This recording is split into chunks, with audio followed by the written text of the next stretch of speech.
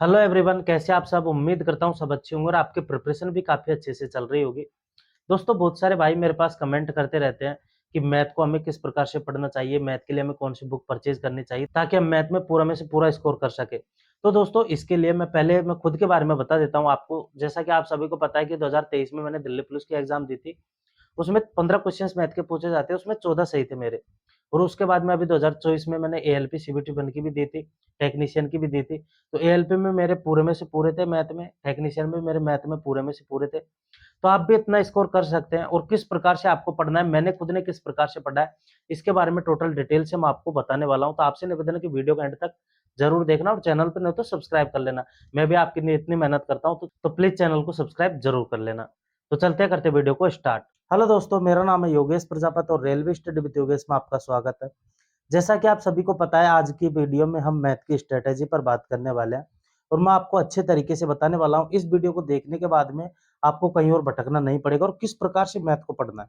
मैंने खुद ने किस प्रकार से कंप्लीट किया है मैथ को और आपको किस प्रकार से पढ़ना है, बुक्स के बारे में, टीचर्स के बारे में, सारी चीज़ें मैं आपको बताने वाला हूँ। किस प्रकार से आपको एक्सरसाइज कंप्लीट करनी है, इसके बारे में भी बताने वाला हूँ। बहुत सारे भाई हैं जिनका पहला डाउट होता है कि हमें किस टीचर को फॉलो करना चाहिए। तो मेरे भाई, आप सभी को पता है मार्केट में बहुत सारे टीचर्स हैं। आदित्य रंजन है, गगन प्रताप है, राकेश यादव सर है, अभिनय मैथ सर है, पवन राव सर है, साहिल सर है।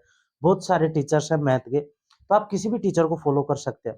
ये डिपेंड नहीं करता है कि आप, जैसे मैंने आदित्य रंजन को फॉलो किया था, आप आदित्य रंजन को ही फॉलो करें।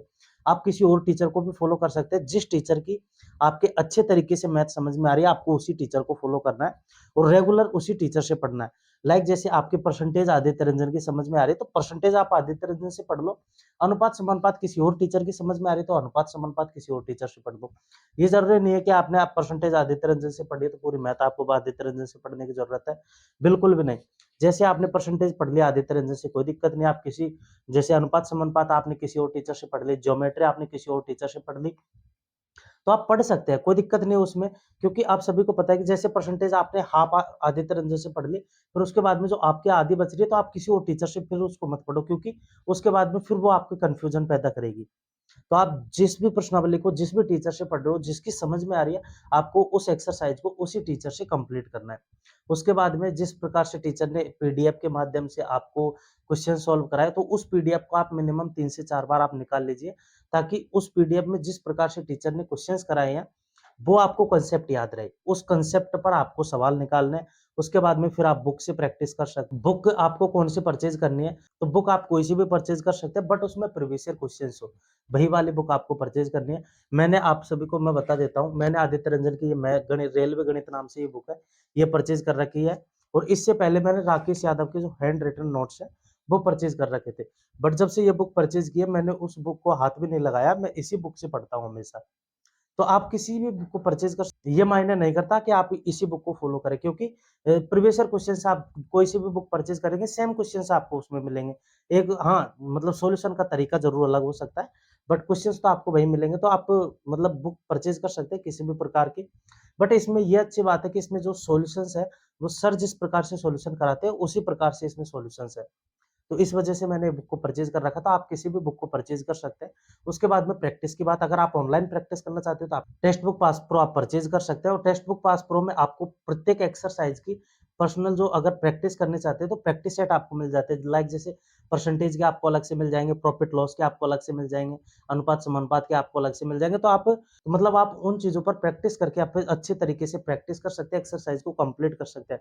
आप एक्सरसाइज को ज़्यादा से ज़्यादा आप टाइम देने की कोशिश कीजिए। जैसे आपने परसेंटेज स्टार्टिंग में पढ़ा, तो वो आपके कम समझ में आ रहा था, तो उसको 15 दिन आप दीजिए, 20 दिन आप दीजिए।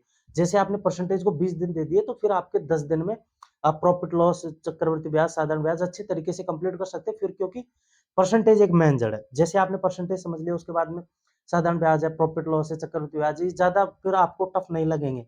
और जैसे अनुपात समानुपात आपने समझ लिया, तो फिर आप पार्टनरशिप अच्छे तरीके से कर सकते हैं। उसके बाद में फिर आप मिक्सर एंड डेलीगेशन अच्छे तरीके से कर सकते हैं। तो मतलब जो प्रश्नावली अटैच है, उसको पहले अच्छे तरीके से पढ़ो, ज़्यादा से ज़्यादा टाइम देने की कोशिश करो। बट ऐसा नहीं है कि आप जल्दी-जल्दी पढ़ रहे हो, जैसे परसेंटेज को आपने 5 दिन में खत्म कर दिया, प्रॉफिट लॉस को आपने 5 दिन में खत्म कर दिया। तो इससे क्या, आपकी एक तो कन्फ्यूजन रहेगी, आप बार-बार उस चीज़ का अच्छे तरीके से रिवाइज़ नहीं कर सकते। जितना आप मैक्सिमम टाइम देना चाहते हो, दे सकते हैं।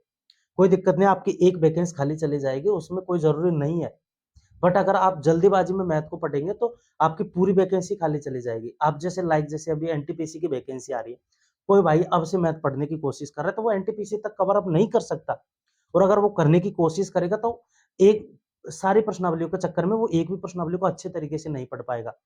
तो आप एनटीपीसी को स्किप कीजिए, आप ग्रुप डी पे फोकस कीजिए, या फिर ग्रुप डी को भी अगर आप तक मैथ कवर अप नहीं होती है तो आप एएलपी दोबारा जो एग्जाम आ रही है उसकी प्रिपरेशन कीजिए। तो कहीं न कहीं आप 1-2 एग्ज़ाम स्किप करो, कोई दिक्कत नहीं है, बट अपनी प्रिपरेशन को इतनी शानदार करो, जिस चीज़ को आप पढ़ रहे हो, उस चीज़ को इतने अच्छे तरीके से, इतने मजबूती से पढ़ो कि क्वेश्चन्स आए तो वो आपसे बने। ऐसा नहीं कि उस क्वेश्चन्स को आप स्किप करें।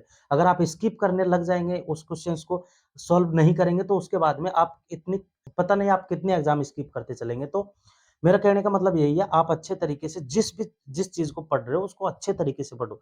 परसेंटेज आप 15 दिन में नहीं कंप्लीट कर पा रहे हो, 20 दिन लीजिए, 20 दिन में नहीं कर पा रहे हो, 25 दिन लीजिए, बट उसको अच्छे तरीके से पढ़ने की कोशिश करो। और ये मैं आपको मैक्सिमम टाइम दिखा रहा हूँ, 25 दिन, 22 दिन, 20 दिन, क्योंकि आप सभी को पता है कि अगर प्रश्नावली को आप पढ़ने बैठ रहे हो और मैथ ही मैथ को अगर आप 20 दिन लगातार पढ़ रहे हो, तो परसेंटेज क्या मतलब बहुत टफ प्रश्नावली आप कवर अप कर सकते हैं इतने दिनों में। तो ज़्यादा टाइम मैं आपको इसी वजह से बता रहा हूँ, आप मैक्सिमम टाइम आपके पास है अभी। ग्रुप डी की एग्ज़ाम है, ग्रुप डी की एग्ज़ाम मेरे हिसाब से जुलाई-अगस्त से पहले तो नहीं होगी।